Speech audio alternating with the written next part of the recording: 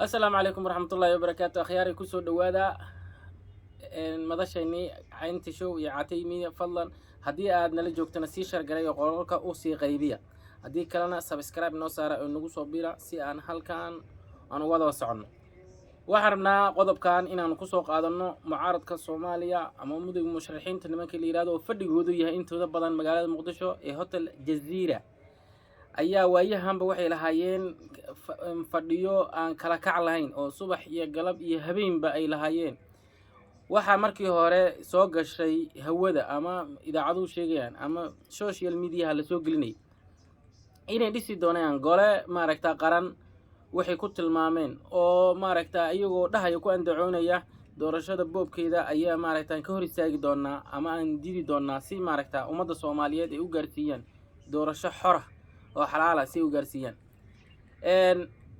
waxay in badan oo arintaas la wadwaday waxba kama soo naasacadaan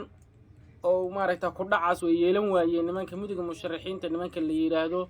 inay ku dhacaan ama ku dhac u yeeshaan inay maaragta ay dhisaan gole maaragta qaran ay maaragta haduu la kooroon yahay oo dowladnimo Soomaaliyeed matali kara saahaatee taas ma suurtagal ay awal ahayd ma suurtagal ma ahayn in ummadda Soomaaliyeed isku keento qabiil walba dad ka soo wadato ileen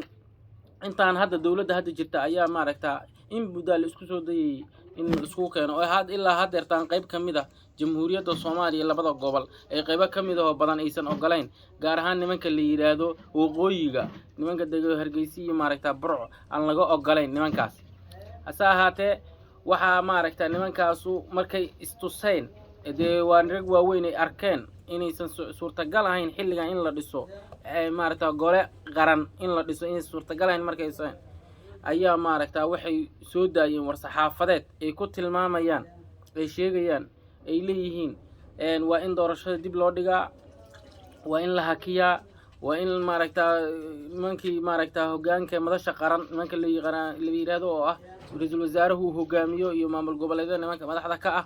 isku yimaadaan habraacyadii ugu dambeeyay Agoosto oo nimankan doorashada gacanta loogu saaray wax laga bedelaa waxyaalahaas hadda ku soo biyo shubatay asa ahaatee qodobadoodii ilaa hadeertan cid qaadatay ma lahan oo ayagu naftirkooda ku kala qaybsameen markii horeba inkastoo ay jiraan ilaa hadeertan niman ku dhiiran in maaragta gole qaran la dhiso maaragta halka kuwa kale ay yiraahdeen suurtagal ma ahan asa ahaatee laba arin ayaga maaragta midood ha sameeyeen midowga musharaxiinta inay kala daayaan waa mido inay yiraahdaan doorashadii hal soo hormariyo midda labaad in la yiraahdo haddana maaragta doorashadii maaragta hal dib ha loo dhigo labadaas arimood ayaa maaragta is saaran oo shalan ayaga dalbanay in la dedejiyo maanta ayaga dalbanay in la hakiyo maaragta labadaas arimood oo contradiction ka isku ah oo ayaga ay ka soo riyeerayso maaragta midowga musharaxiinta shirarkooda u socday waxba badan waa ka soo bixi waayeen amni gole amni inay dhisaan awal la suurtagal ma ahayn ayaguna waxay ka ahayd maaragta wax oo haduu alla ku roon yahay ay